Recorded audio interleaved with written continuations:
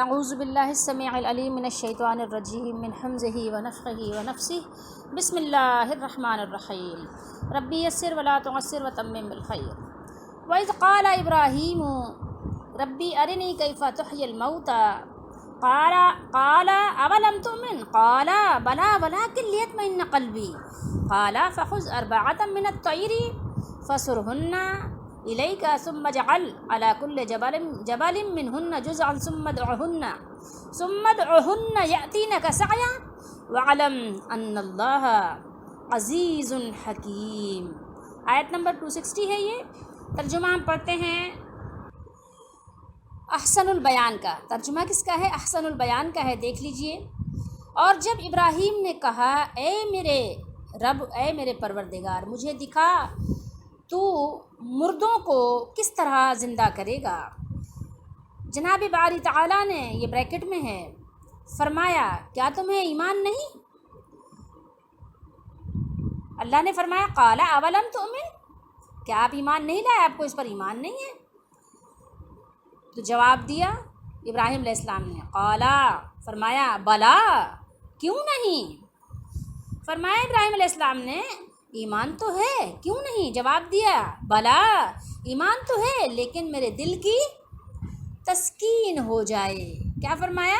لیطمئن قلبی، اپنے دل کو اطمینان دلانے کے لیے۔ یہ نبی ہیں، اولو العزم پیغمبر ہیں، کوئی معمولی ہستی نہیں ہے، تسکین ہو جائے گی۔ فرمایا 4 پرندے لو، قال فخذ، پکڑ لیجئے، اربعۃ من الطیر، پرندوں میں سے 4 پرندوں کو لے لیجئے، پکڑ لیجئے ان کو، اور ان کو کیا کریے؟ ان کے ٹکڑے کر ڈالو۔ ان کو کیا کریں؟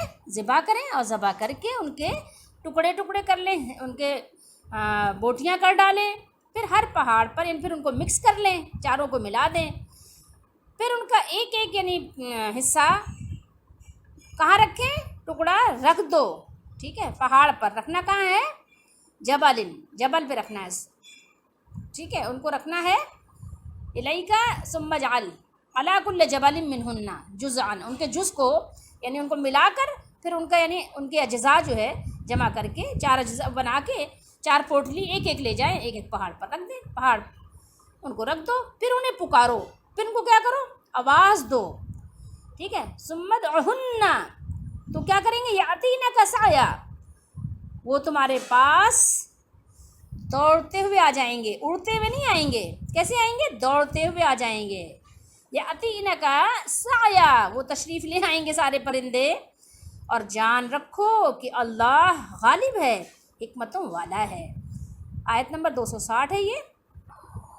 اور یہ ترجمہ ایک اور دکھاتے ہیں ہم آپ کو، احمد رضا کا، کنز الایمان، یہ بھی دیکھ لیجیے۔ اور جب عرض کی ابراہیم نے اے میرے رب مجھے دکھا دے تو کیوں کر مردے جلائے گا، ٹھیک ہے؟ مطلب کیسے جلائے گا، کیوں کر مطلب کیسے مردے زندہ فرمائے گا، ذرا دیکھ لیں ہم بھی۔ جلائے گا، فرمایا کیا تجھے یقین نہیں؟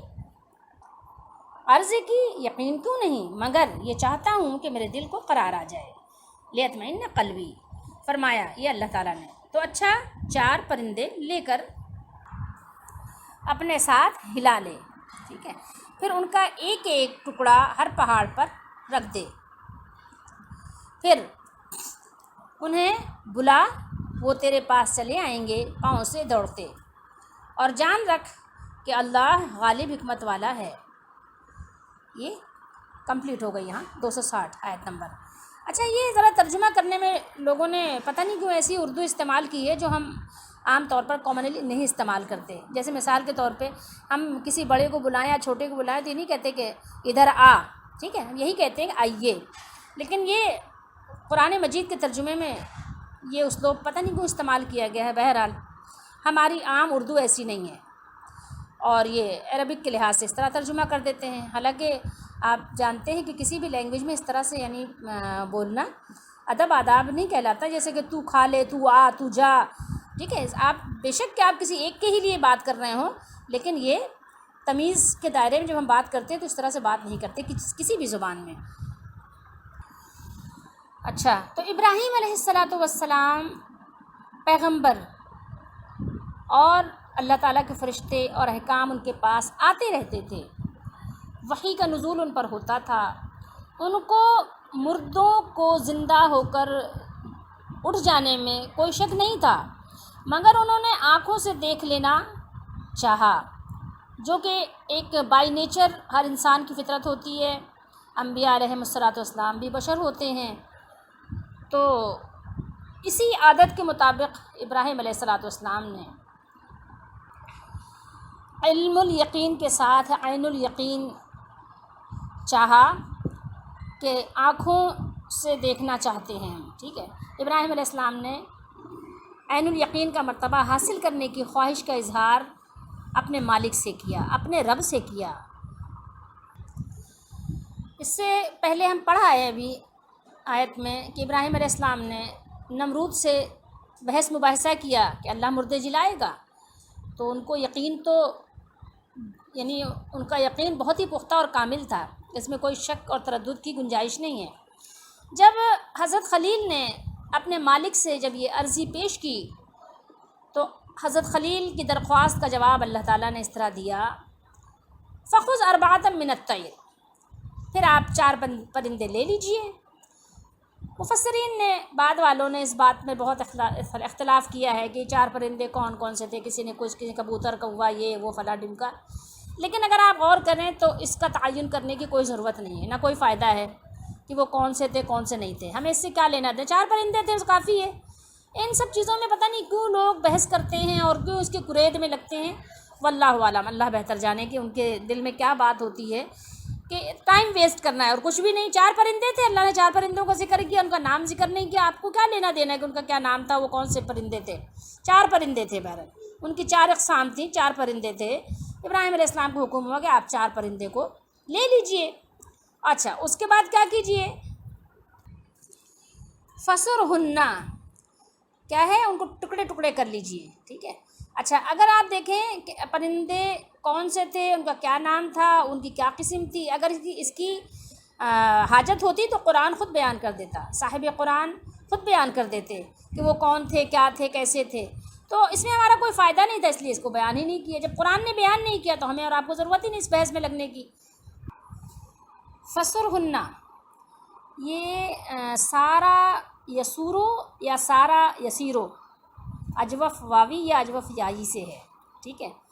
تو اس لفظ کے معنی عموماً عمل ہننا کیے گئے ہیں، یعنی ان کو ہلا لے، یعنی پرندوں کو لے کے ہلا لے کا مطلب ہے، یہ ہندی کا لفظ ہے ہلانا، یعنی مانوس کرنا اپنے آپ سے، ٹھیک ہے۔ جیسے ہندی میں کہتے ہیں نا بچہ ہم سے بہت ہل گیا ہے، یعنی بہت مانوس ہو گیا ہے، اس طرح سے یعنی الفاظ بولے جاتے ہیں۔ تو کسی نے ترجمہ ہلا لے کیا ہے اور کسی نے مانوس کیا ہے، تو یہ اس معنی میں بنے گا، ٹھیک ہے۔ تو اللہ تعالیٰ نے ابراہیم علیہ السلام کو فرمایا کہ وہ پرندے آپ سے خوب مانوس ہو جائیں اور آپ پرندوں سے مانوس ہو جائیں۔ پرندوں کا بھی آپ نے دیکھا ہوگا، جو لوگ یعنی پرندوں سے مانوس ہیں ان کی فطرت کو جانتے ہیں کہ وہ بھی پہچان جاتے ہیں اپنے مالک کو، کہ اگر آپ ان کو آواز دیں تو فوراً آ جاتے ہیں۔ جن گھر کی مرغیاں ہوتی ہیں آپ ان کو شام میں آواز دیں وہ اسی گھر میں آ جاتی ہیں۔ اسی طریقے سے کبوتر وغیرہ ہیں جس گھر میں پلتے ہیں نا تو اسی گھر میں شام میں آ جاتے ہیں۔ تو یہ ایک طریقہ کار ہے۔ تو اللہ تعالیٰ نے ابراہیم علیہ السلام سے فرمایا کہ ان کو آپ اپنے آپ سے مانوس کر لیجئے، تاکہ آپ کے لیے ان کو پہچاننے میں اور ان کو آپ کو پہچاننے میں کوئی دشواری نہ رہے۔ بہرحال تو آپ یعنی اچھی طرح ان کو خوب پہچان سکیں کہ واقعی وہی ہیں جو ذبح کر کے پہاڑ پر رکھے گئے ہیں اور کوئی شبہ نہ رہے۔ اس صورت میں ثم اجعل علی کل جبل، ٹھیک ہے، کہ پھر رکھ دیجئے ہر پہاڑ پر، ٹھیک ہے، ان کا ایک ایک ٹکڑا، جز کا حکم ہے نا، کل نہیں ہے، ٹھیک ہے۔ جز جو ہے الگ چیز ہے، کل الگ چیز ہے، یہ سب جانتے ہیں، ٹھیک ہے۔ کسی چیز کا پارٹ ہونا اور چیز ہے اور کوئی چیز کلی طور پر ہونا اور چیز ہے، یہ میرا خیال میں سب جانتے ہیں، لیکن لوگوں نے اس میں کچھ تعویلات کی ہیں تو اس لیے اس کی وضاحت کرنا ضروری ہے، ٹھیک ہے۔ تو آپ کو اس میں کچھ چیزیں محذوف ماننی پڑیں گی۔ ابراہیم علیہ السلام نے ان کو ذبح کیا، پھر ان کو جو ہے مکس کیا، تو یہ چیزیں آپ کو محذوف ماننی پڑیں گی۔ تو جو یہ سیاق و سباق سے سمجھ میں آ رہا ہے تو اس لیے اس کا ذکر نہیں ہوا، ٹھیک ہے۔ ثم جعل سے پہلے ثم قطعہن محذوف ماننا پڑے گا، اور کہا جائے گا کہ بعد کا جملہ چونکہ اس پر دلالت کر رہا ہے اس لیے اسے حذف کر دیا گیا ہے، ٹھیک ہے۔ صحابہ و تابعین اور اہل لغت کی ایک جماعت نے فسرہن کے معنی ہننا بھی بتائے ہیں، یعنی ان کو ٹکڑے ٹکڑے کر دیجئے، ٹھیک ہے۔ اچھا، آپ کو تفسیر ابن جریر وغیرہ میں اور اس میں آپ کے تفسیر قرطبی اور تفسیر ابن ابی حاتم وغیرہ میں حضرت ابن عباس رضی اللہ تعالیٰ عنہ وغیرہ سے یہ چیزیں آپ کو تفصیل کے ساتھ ملیں گی۔ فسرہن کے بعد کیا ہے؟ الیکا، الیکا کا ترجمہ یعنی آپ اس کا ترجمہ کریں اپنی طرف، ٹھیک ہے، یا اپنے ساتھ۔ تو یہ اس بات کی اور زیادہ تائید ہو رہی ہے، فسرہن کے بعد الیکا اپنی طرف سے بھی اس کی تائید ہوتی ہے، البتہ ذبح کر کے ان کے ٹکڑے پہاڑوں پر رکھنے میں کوئی شک نہیں ہے۔ ولا کلی، کلے کا سب جانتے ہیں نا کہ کس کو کہتے ہیں، یعنی جو پہاڑ ہیں جتنے آپ کے ارد گرد آپ کے سامنے، ہر پہاڑ پر، ولا کل جبل، جبل پہاڑ کو کہتے ہیں، ٹھیک ہے۔ تو ظاہر ہے یہ مکس پلیٹ بنانی ہے، پہلے تو مکس پلیٹ بنانی ہے، پھر اس کے بعد ان کا ایک ایک ٹکڑا رکھ دینا ہے پہاڑوں پر، جو آپ کے ارد گرد پہاڑ ہیں، ایک ایک ٹکڑا، پھر ان کو بلائیے تو کیا کریں گے، وہ انہیں چلے آئیں گے تیرے پاس، دوڑتے ہوئے آئیں گے، اڑتے ہوئے نہیں آئیں گے۔ اس میں بہت ساری حکمتیں اور مصلحتیں ہیں، ٹھیک ہے۔ پاؤں پر آئیں گے وہ چلتے ہوئے، اڑتے ہوئے آئیں گے تو ہو سکتا ہے شبہ ہو جائے کہ کوئی اور پرندہ آ گیا، پاؤں سے دوڑتے ہوئے آئیں گے۔ اچھا، اب یہ تھوڑا سا آپ کو ہم دکھاتے ہیں کچھ اور، یہ ہے تفسیر ابن کثیر۔ حضرت ابن عباس رضی اللہ تعالی عنہما فرماتے ہیں کہ ان پرندوں کے سروں کو آپ نے اپنے ہاتھ میں پکڑے رکھا، پھر اللہ تعالیٰ نے حکم دیا کہ پرندوں کو آواز دیں، تو آپ نے ارشاد باری تعالیٰ کی تعمیل کرتے ہوئے انہیں آواز دی، تو آپ نے دیکھا کہ ہر پرندے کا پر اس کے پر کی طرف، خون کی طرف، اور گوشت کی طرف اڑ رہا اور ایک دوسرے کے ساتھ جا کر مل رہا ہے، حتیٰ کہ ہر ایک پرندہ مکمل ہو کر اپنی جگہ کھڑا ہو گیا اور آپ کی طرف دوڑتے ہوئے آیا، تاکہ آپ اچھی طرح اس حقیقت کا مشاہدہ فرما لیں جس کے بارے میں آپ نے سوال کیا تھا۔ آگے فرماتے ہیں الغرض، اب ان میں سے ہر پرندہ آپ کی طرف بھاگا چلا آ رہا تھا تاکہ اپنے اس سر کو بھی حاصل کر لے جو آپ نے اپنے ہاتھ میں پکڑا ہوا تھا۔ اگر آپ کسی پرندے کو اس کے اپنے سر کے علاوہ کوئی دوسرا سر دیتے تو وہ اسے قبول کرنے سے انکار کر دیتا تھا، اور اگر اس کی طرف اس کے اپنے سر کو بڑھاتے تو وہ اس کے باقی تن کے ساتھ اللہ تعالیٰ کی قدرت اور قوت سے جڑ جاتا۔ اسی لیے فرمایا وَعْلَمْ أَنَّ اللَّهَ عَزِيزٌ حَكِيمٌ، یہ واو اگر ہٹا دیں تو اعلم ہوگا، یعنی جان لو، تمہیں اچھی طرح معلوم ہو جانا چاہیے یہ کہ بلا شک و شبہ اللہ تعالیٰ عزیز بھی ہے اور حکیم بھی ہے، یعنی سب پر غالب ہے، اس کے غلبے کی کوئی انتہا نہیں اور اس کی حکمت کی بھی کوئی انتہا نہیں، اور جان لو کہ بے شک اللہ غالب حکمت والا ہے، یعنی خوب جان لو کہ اللہ خوب کیوں جان لو، ابھی بتاتے ہیں۔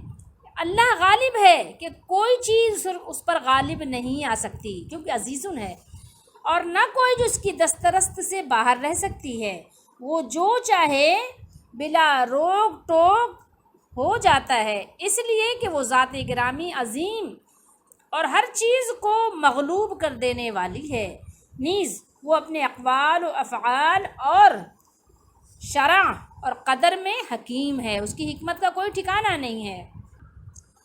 وَعْلَمْ، کائنات میں آباد تمام لوگوں کو، تمام انسانوں اور جناتوں کو اچھی طرح معلوم ہو جانا چاہیے کہ اللہ عزیز ہے اور حکیم ہے، اس کے لیے کائنات کو دوبارہ زندہ کرنا، مردوں کو زندہ کرنا کوئی مشکل بات نہیں ہے، جس نے تمہیں پہلی دفعہ پیدا کر دیا اس کے لیے دوبارہ پیدا کرنا کیا مشکل بات ہے۔ عزیز الحکیم، آیت کے آخر میں اللہ تعالیٰ کی صفات پر مشتمل الفاظ ساری آیت کا خلاصہ ہوتے ہیں، یہ قرآنی اعجاز ہے۔ اس آیت میں مطلب یہ ہے کہ اللہ تعالیٰ ہر چیز پر غالب ہے، مردوں کو زندہ کرنے پر اسے کامل غلبہ و قدرت حاصل ہے، حکیم کمال حکمت والا ہے، جس کے مطابق اس نے زندوں کی موت کے لیے اور مردوں کو زندہ کرنے کے لیے ایک وقت مقرر کر رکھا ہے، ایک وقت مقرر ہے، اور اس کا کوئی بھی کام نہ وقت سے پہلے ہوتا ہے اور نہ وقت کے بعد ہوتا ہے، ہر کام وہ اپنے مقررہ وقت پر فرماتا ہے، یہ اس کی سنت ہے۔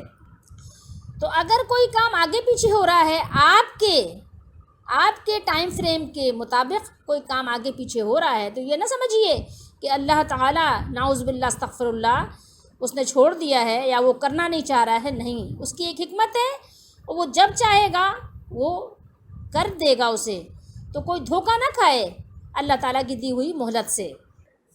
اب آئیے اسی سلسلے میں آپ کو ایک حدیث شریف کا مشاہدہ اور ملاحظہ کرواتے ہیں۔ حدیث نمبر دیکھ لیجئے 4537 ہے، یہ 4537 بیان کرنے والے ہیں۔ حدثنا احمد ابن صالح قال حدثنا، یہ ابن وہب ہیں، ٹھیک ہے، وہبن، اچھا، یہ اخبارانی حضرت یونس ہیں، اور اس کے بعد یہ سارے ابن شہاب ہیں، یہ ابن ابی سلمہ ہیں، وسعید ہیں، یہ سارے راوی ہیں۔ پھر کیا فرمایا انہوں نے؟ حضرت ابو ہریرہ رضی اللہ تعالیٰ عنہ قال قال رسول اللہ صلی اللہ علیہ وسلم نحن احق بالشک من ابراہیم اذ قال ربی ارنی کیف تحیی الموتى قال اولم تؤمن قال بلی ولکن لیطمئن قلبی۔ تو پھر پوری آیات یہاں تک آپ نے تلاوت فرمائے، فسرہن قطعہن، جو میں نے آپ کو اس سے پہلے بتایا تھا۔ تو دیکھیے یہاں پر اب ہم ترجمہ آپ کو دکھاتے ہیں۔ حضرت ابو ہریرہ رضی اللہ تعالیٰ عنہ نے بیان کیا کہ رسول اللہ صلی اللہ تعالیٰ علیہ وآلہ وسلم نے فرمایا، شک کرنے کا ہمیں ابراہیم علیہ السلام سے زیادہ حق ہے۔ احق بالشک کی فرمایا نا، احق کو حق نہیں، زیادہ احق کو حق ہے۔ جب انہوں نے عرض کیا تھا، مطلب اگر کوئی یہ سمجھ رہا ہے کہ ابراہیم علیہ السلام نے شک کی وجہ سے اللہ تعالیٰ سے مردہ زندہ کرنے کا مشاہدہ کرنے کے لیے درخواست پیش کی تھی، تو اگر ابراہیم علیہ السلام نے شک کیا تھا تو ہم کو زیادہ حق ہے اس بات پر کہ اگر ابراہیم علیہ السلام جیسی ہستی، اولو العزم پیغمبر، نعوذ باللہ استغفر اللہ، اللہ کے معاملے میں شک کرے، تو میں اور آپ تو زیادہ پھر شکی ہو جائیں گے۔ کیا تھا، اے میرے رب مجھے دکھا دے کہ تو مردوں کو کس طرح زندہ کرے گا، کیسے زندہ فرمائے گا۔ اللہ کی طرف سے ارشاد ہوا کہ تجھ کو یقین نہیں ہوا۔ عرض کیا یقین ضرور ہے، لیکن میں نے یہ درخواست اس لیے کی ہے کہ میرے دل کو اور اطمینان حاصل ہو جائے۔ اب میں آپ کو تھوڑا سا بتانا چاہتی ہوں اس کے بارے میں، اس حدیث شریف کے بارے میں۔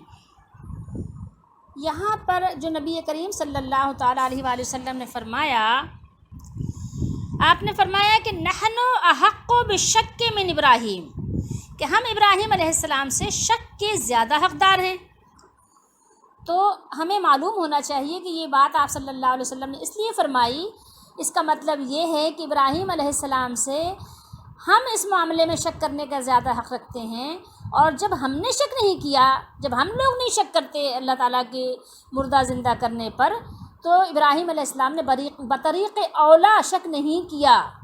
ابراہیم علیہ السلام نے شک کی وجہ سے ایسا نہیں کہا، ٹھیک ہے، یعنی یہاں پر نبی کریم صلی اللہ تعالیٰ علیہ وآلہ وسلم نے حضرت ابراہیم علیہ السلام سے شک کی نفی فرمائی ہے کہ ابراہیم علیہ السلام نے شک نہیں کیا۔ کوئی یہ نہ سمجھے، کسی کو یہ وہم نہ آئے، کوئی وسوسہ شیطان کسی کے دل میں نہ ڈالے کہ ابراہیم علیہ السلام اتنے اولو العزم پیغمبر ہو کر نعوذ باللہ استغفر اللہ انہوں نے شک کی وجہ سے ایسا کہا، ہرگز نہیں، ہرگز نہیں، ٹھیک ہے۔ ابراہیم علیہ السلام نے احیاء موتا کے مسئلے میں کوئی شک نہیں کیا، انہوں نے علم الیقین کے ساتھ عین الیقین کا مشاہدہ کرنا چاہا، اور وہ اپنے مالک اپنے رب سے انہوں نے عرضی پیش کی، اور اللہ تعالیٰ نے ان کی عرضی کو قبول فرمایا اور ان کو چشم دید مشاہدہ کروایا۔ اب ہم آپ کو دکھاتے ہیں تفسیر احسن البیان، ان پرندوں کے ذبح اور زندہ ہونے کی اجمالی کیفیت پر علماء سلف کا اجماع ہے۔ اس اجماعی تفسیر کے خلاف سب سے پہلے ابو مسلم معتزلی نے اپنی ذاتی رائے سے ایک نیا مطلب نکال لیا، جسے آج کل کے جدت پسند مغرب زدہ طبقے نے عمدن یعنی جان بوجھ کر اختیار کیا ہے، ٹھیک ہے، کہ فسر ہننا کا مطلب صرف ہلالے، یعنی اپنے آپ سے مانوس کر لے، ہلالے کا ترجمہ یہ ہندی ہے چونکہ مانوس کر لے، ہلالے ہے، اور ان کے ٹکڑے کرنے اور پہاڑوں پر ان کے اجزاء بکھیرنے، اور پھر اللہ کی قدرت سے ان کے جڑنے کو وہ تسلیم نہیں کرتے۔ نعوذ باللہ، استغفر اللہ۔ ایک وہ شیطانی عادت ہے نا کہ انسان جو ہے کسی نہ کسی طرح سے تعویلات کرنے لگ جاتا۔ قرآن میں اللہ نے خود فرمایا نا کہ وہ اس میں ضرور اس میں گھستے ہیں کجی چاہنے کے لیے، لیکن یہ تفسیر کسی طرح بھی صحیح نہیں۔ اس سے واقعے کی ساری اعجازی حیثیت ختم ہو جاتی ہے اور مردے کو زندہ کر دکھانے کا سوال جوں کا توں قائم رہتا ہے، حالانکہ اس واقعے کے ذکر سے مقصود اللہ تعالیٰ کی صفت احیاء موتا، یعنی موتا مردہ کو زندہ کرنا، اور اس کی قدرت کاملہ کا اثبات ہے۔ ٹھیک ہے، یہاں پر یہ انہوں نے بتایا ہے۔ تو اس طرح کے کہہ رہے ہیں کہ مغرب زدہ لوگ یہ اس طرح کی باتیں قرآن پڑھ کر کرتے ہیں۔ وہ تو ظاہر ہر زمانے میں، اور آج ظاہر خلقت بہت ہے تو اس طرح کی باتیں کرنے والے بھی دہریہ طائب لوگ اور بہت طرح کے لوگ آپ کو ملیں گے، اللہ معاف کرے۔ اور یہ مفسر ضیاء القرآن انہوں نے بھی یہ بات بیان کی کہ بعض لوگوں نے اس آیت کا یہ مطلب بیان کیا ہے کہ تم 4 پرندوں کو اپنے ساتھ مانوس کر لو، پھر ایک ایک پرندہ الگ الگ پہاڑیوں پر بٹھا دو اور انہیں اپنی طرف بلاؤ، وہ فوراً تمہاری طرف چلے آئیں گے۔ تو جیسے تم نے ان کو مانوس کیا اور وہ تمہاری آواز پر دوڑے چلے آئے، اسی طرح جب کائنات کا رب ان منتشر اجزاء کو قیامت کے روز بلائے گا تو یہ اجزاء اکٹھے ہو جائیں گے، لیکن یہ تعویل کچھ مناسب حال معلوم نہیں ہوتی۔ یہ خود بھی انہوں نے اس کو رد کر دیا۔ سوال یہ ہے کہ اگر پراگندہ اور منتشر اجزاء اکٹھے کیوں کر ہوں گے اور ان میں روح کیوں کر پھونکی جائے گی؟ کم از کم جواب ایسا تو ہونا چاہیے جو سوال کے اہم گوشوں کی وضاحت کر دے۔ ٹھیک ہے، اس تعویل کے مطابق نہ تو منتشر اجزاء کا اجتماع ہے اور نہ ہی مردے کو از سر نو زندہ کرنے کا وقوع ہے، یعنی واقعہ سامنے ظاہر ہو۔ پھر اس میں کون سی ایسی چیز ہے جو قلب کے اطمینان کا باعث ہو؟ تو یعنی یہ بات جو لوگ آج کل کے کرتے ہیں وہ مناسب بات نہیں ہے۔ بات وہی ہے جو قرآن نے بیان کیا ہے۔ ٹھیک ہے، لوگوں نے جو اپنی اپنی رائے قائم کی ہے یا جو لوگوں کی رائے پر لوگ چلتے ہیں تو ظاہر ہے رائے کی حیثیت رائے سے زیادہ نہیں ہوتی۔ اب تھوڑی دیر ذرا ان آیات بینات پر ذرا غور و تفکر کیجئے۔ ابراہیم علیہ السلام خلیل اللہ ہیں، اللہ کے خلیل ہیں، اور اولو العزم پیغمبر ہیں، اولو العزم نبی ہیں، اور بہت اللہ تعالیٰ نے ان کو امتحانوں میں آزمایا، پورے اترے اپنی آزمائشوں میں، خود اللہ تعالیٰ نے خود فرمایا اس بات کو۔ اب آپ یہ دیکھیے کہ ان کو اس بات کی تسلی کرنی ہے کہ اللہ مردوں کو کیسے جلائے گا۔ اللہ تعالیٰ آپ مجھے دکھا دیجئے، مجھے ایمان تو ہے، یقین تو ہے، لیکن آپ مجھے دکھا دیجئے، میں مشاہدہ کرنا چاہتا ہوں۔ ضد تو کوئی نہیں ہے، لیکن اللہ تعالیٰ عرضی قبول کر لیجئے۔ آپ یہ دیکھیے جو آج کل لوگ دعویٰ کرتے ہیں کہ وہ مردوں کو زندہ کر دیتے ہیں، یہ سورہ بقرہ ہے، میں آپ کو بتاؤں گی کہ اس میں کتنے اللہ تعالیٰ نے واقعات مردوں کو زندہ کرنے کے بیان فرمائے ہیں، یہ ہم بعد میں بات کریں گے۔ لیکن آپ ذرا غور تو کیجئے کہ ابراہیم علیہ السلام تو اللہ تعالیٰ سے عرضی پیش کر رہے ہیں کہ اللہ تعالیٰ آپ کیسے مردوں کو زندہ کریں گے، اور ہمارے یہاں ہر ایرے غیرے نتھو خیرے یہ بیان کرتے پھرتے ہیں کہ وہ مردوں کو زندہ کر دیتے ہیں۔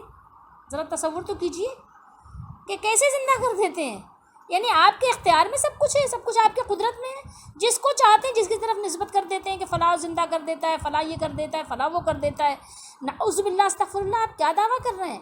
نبیوں سے بڑھ کر آپ دعویٰ کر رہے ہیں؟ اللہ کا کوئی نیک بندہ ایسا دعویٰ نہیں کر سکتا، اللہ کا کوئی ولی ہو وہ ایسا دعویٰ نہیں کرے گا، وہ تو ڈرے گا اللہ تعالیٰ سے۔ اللہ تعالیٰ کی ہیبت، اس کے جلال، اس کی بزرگی سے اس کو تو اس کے رونگٹے کھڑے ہوں گے، اس کو تو کب کبھی طاری ہوگی۔ آپ کہہ رہے ہو کہ آپ نے پتہ نہیں کون سے بزرگ بنائے کہ مردے زندہ کر دیتے ہیں۔ اگر یہی بات ہے، اگر واقعی کسی کو اس بات پر یقین ہے کہ کوئی ایسا بزرگ ہے جو مردوں کو زندہ کرتا ہے، تو اس کے لیے ایک پیشکش ہے، بہت چھوٹی سی ہے، کیونکہ دیکھیں نا، قیامت تک کے لیے دین ہے، ایک فرقہ ہمیشہ حق پر بھی رہے گا، وہ حق دلیل سے باطل والوں سے لڑتا بھی رہے گا، حق پیش کرے گا، باطل والوں کی باطل پر وہ یعنی اس کا بھرکس نکالے گا۔ تو اب بتائیں کہ جو لوگ سمجھتے ہیں کہ ان کے بزرگ مردے زندہ کرتے ہیں، ٹھیک ہے، تو ان سے ایک یہ عرضی ہے کہ ذرا آپ ایسا کیجئے، کیونکہ دین تو قیامت تک کے لیے ہے، اللہ والے بھی قیامت تک رہیں گے، قیامت جب آئے گی جبھی اللہ والے اٹھائے جائیں گے، ٹھیک ہے۔ تو اب آپ بتائیے، قرآن بھی ہے تو ان کو بلا لیجئے، کسی ایک مردہ کو زندہ کر کے دکھا دیں، ٹھیک ہے، اس کی ویڈیو بنا لیں۔ آج تو بہت یعنی کامن بات ہے، آسان بات ہے، اچھا پوری دنیا کے لوگ یقین کر لیں گے، اچھے خاصے لوگ مسلمان ہو جائیں گے۔